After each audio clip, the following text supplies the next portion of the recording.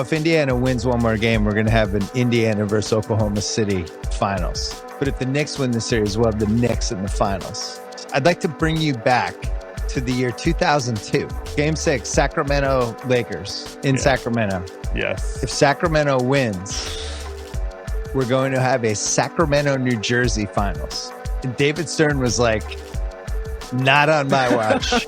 Let's get into this. For those who don't know, Bill Simmons is a sports journalist, reporter, commentator, has worked with outlets like ESPN. Normally, somebody like this within the media does not come out and accuse a former NBA commissioner of fixing the series in order to get the one that they would want for ratings. Now, for the fans out there and other people who have built up a brand online in the independent spaces, this is not a foreign topic to us, which is why I think it's a really good thing for the NBA overall and the reputation that this series happened and nothing weird or strange ended up happening to favor the Knicks coming back down from 3-1 to all of a sudden get this big market in New York back in the finals promotion scheme. And this is why Bill Simmons brought up the 2002 Western Conference Finals between the Lakers and Sacramento Kings. I'll touch on it very quickly for those who may be too young or you're just really getting into the NBA and you don't know that full history. We're talking about the Lakers, Kobe and Shaq. In that game 6, the fourth quarter, the Lakers attempted 27 free throws just in that fourth quarter alone compared to the Sacramento Kings who only attempted 9. And that is really only the surface. There's other YouTubers who really know that game and could go into all the specific details that happened that just made it look like what is going on. Then on top of that, if the Sacramento Kings won that game, they would have closed out the series in 6 and went on to face the New Jersey Nets. I did not fix games in the NBA. He told the FBI, this is a quote, "You don't realize how easy this was for me knowing what I know." Mm-hmm. What exactly did you know? I knew that there were certain relationships that existed between referees and players, referees and coaches, and referees and owners that influenced the point spread. That was former NBA referee Tim Donaghy in 2007, just 5 years after this Lakers-Sacramento Kings debacle in Game 6. Tim Donaghy was found that he was betting on NBA games that he was officiating alongside the Mafia, who was blackballing him apparently. And I don't want to get too off topic with all of this. I just showed you the clip so that y'all can really see the NBA has had this problem with their reputation when it comes to games being fixed or the outcome of certain events being questioned. This all leads back to my main point. It is good to see two small market teams in the NBA finals, especially the Pacers, who don't have a quote-unquote superstar or MVP face of the league player. And that's probably the only thing a skeptic could say when they're looking at these finals, that hey, at the end of the day, gilgeous-alexander still made it. He's the reigning MVP. That is still good enough for ratings. The one thing we've learned about the league, it looked promising for Boston a year ago. It looked promising for Milwaukee for a few years. The league is so hard right now.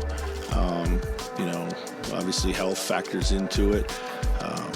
Roster construction, being able to afford the tax, all these things come into play at some point. That's why, you got to go for it now. But truthfully, the NBA, in particular, Adam Silver, has done a better job in moving away from the league is rigged narrative. And you heard Chris Finch, the coach of the Timberwolves, speak on it just briefly about the cap and the taxes that you have to pay in order to keep the roster. This is something that I spoke on briefly as well in another video when it comes to the apron rules that the NBA has initiated alongside the salary cap. Is making it harder for a dynasty to hold on to their team that they have as is. And if you're really trying to rig the league, you're not going to make it harder for teams who have a lot more money, in particular a big market team with a rich owner, just for them to have more competition against another team that is not as big as them market-wise, doesn't have the money or the attraction to have other star players, and they're not as valuable to the NBA. It just wouldn't make a whole lot of sense. I think he's the most underrated player in the league. I told you that.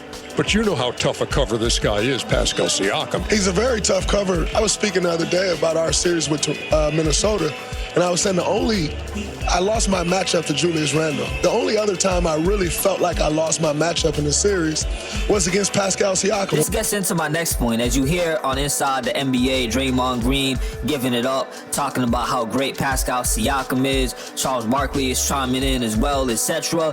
The NBA and his media partners, in particular ESPN, they got to do a better job in talking about other players and other teams as well, not just the big teams or the big name players, the MVPs, the superstars. People got to know more about a Tyrese Halliburton or a Pascal Siakam, so that if they do advance, which it's making it more easier, as I just explained with the salary cap and the apron, nobody is wondering, should we watch this? Who's on this team? The Pacers, who are they? You know what I mean? This is why I personally like Inside the NBA a little bit more. They do an overall better job, in my opinion, at no bias, just covering everything that's going on in the league in comparison to shows on ESPN, even the ones that do just focus on basketball. Again, I want to make it clear, that's not to say I don't like ESPN. I've used their content a lot of times throughout my videos to talk about other things that I wanted to get into, but if I showed somebody who didn't know much about the NBA, their basketball segments, they wouldn't know who Pascal Siakam is, even now as we see the Pacers in the finals.